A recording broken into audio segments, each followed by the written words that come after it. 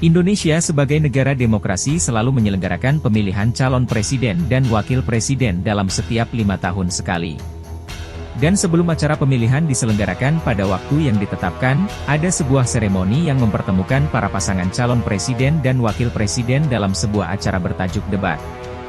Yang salah satu tujuannya adalah untuk mempertarungkan gagasan-gagasan terkait visi misi dari masing-masing calon. Dan di hari Minggu nanti, kita akan melihat debat antara para calon wakil presiden yang terdiri dari Bapak Abdul Muhaimin Iskandar, Bapak Gibran Rakabuming Raka, dan terakhir Bapak Muhammad Mahfud MD. Namun dalam pembahasan kali ini, saya tidak akan membahas bagaimana kehebatan mereka dalam berdebat, bagaimana mereka berargumen, dan bagaimana mereka memberikan kepercayaan visi misi kepada masyarakat. Melainkan dalam kesempatan ini, Kepala Studio akan mengulas rambut dari masing-masing calon wakil presiden, terkait dengan gaya rambut, jenis rambut, dan opini-opini lainnya yang sangat menarik untuk dinantikan. Konten ini tentunya bertujuan untuk mengetahui bagaimana pengaruh rambut terhadap berpenampilan sebagai seorang pejabat pemerintahan yang selalu bekerja dalam lingkungan formal. Dalam beberapa kali penampilannya, entah itu untuk bekerja, menghadiri acara, ataupun saat acara debat, Cawapres nomor 1 Cak Imin selalu terlihat memakai peci nasional warna hitam. Tapi bukan berarti kita tidak tahu bagaimana rambut beliau, karena dalam beberapa kesempatan kita bisa melihat model rambut Cawapres nomor 1 Cak Imin. Dengan rambut disisir menyamping dan bervolume. Bagian sisi rambut kepala yang dipotong taper, dan juga jenis rambut lurus yang agak sulit diatur, dapat saya pastikan bahwa model potongan rambut paslon nomor 1 Cak Imin adalah model klasik side part. Klasik side part merupakan salah satu jenis potongan rambut yang tak lekang oleh waktu. Penataan rambutnya yang simpel dan cepat, sangat cocok untuk para pejabat yang memiliki waktu sangat sibuk. Dan untuk rambut Cak Imin yang berjenis lurus dan agak sulit diatur, tampaknya beliau tanpa harus sering-sering menggunakan pomade pun rambutnya sudah terbiasa ke arah samping. Entah itu karena sering memakai peci ataupun memang sejak dari dulu selalu menggunakan model klasik side part.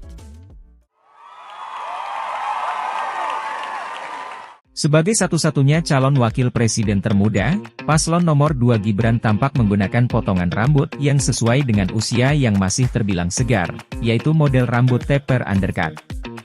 Hal itu dapat kita lihat dari potongan atas rambutnya yang dibiarkan panjang dan bervolume, sedangkan bagian sisinya dibuat taper atau gradasi tanpa dipotong sampai habis. Lalu melihat jenis rambutnya yang lurus dan sedikit gelombang, memungkinkan beliau untuk mudah menyisir rambut ke arah manapun. Tapi tampaknya beliau lebih cocok dan senang untuk menyisir rambut ke bagian samping kanan, sesuai dengan kebiasaannya dari dulu.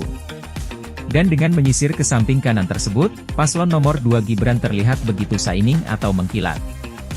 Yang mana saya beropini bahwa beliau cenderung memakai produk rambut, sehingga membuat rambut beliau tidak gampang jatuh ke bawah setelah diangkat ke belakang dan ke samping.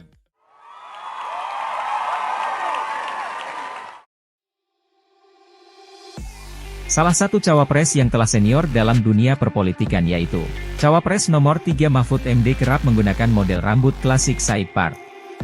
Dimulai dari gaya sisiran rambutnya yang ke arah belakang menyamping, ditambah dengan jenis rambutnya yang cukup bergelombang, bagian sisi rambut kepala yang selalu dibuat natural, dan juga tidak lupa dengan membuat outline pada potongan sisi rambut dekat telinga.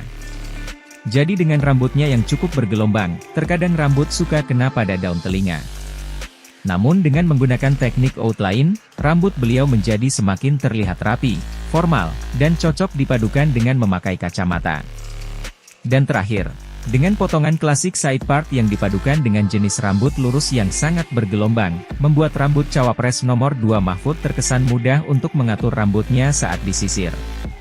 Sehingga tanpa menggunakan produk rambut pun, rambut beliau tidak mudah untuk berantakan. Jadi pada kesimpulannya, para calon presiden yang nantinya akan bekerja sebagai pemimpin bangsa, sebagai orang yang bekerja dalam ruang formal, dan sebagai orang yang dituntut menjadi panutan rakyat, mau tidak mau harus menggunakan potongan rambut yang sangat rapi, simpel, dan tidak mudah berantakan. Jadi buat kalian yang misalnya berniat untuk bekerja dalam ranah formal, coba pilihlah model rambut yang tidak banyak gaya tapi tetap terlihat menarik di depan calon mertua. Terima kasih sudah menonton video ini. Nantikan Kepala Studio di lain waktu dengan konten video yang sangat bermanfaat dan juga menghibur.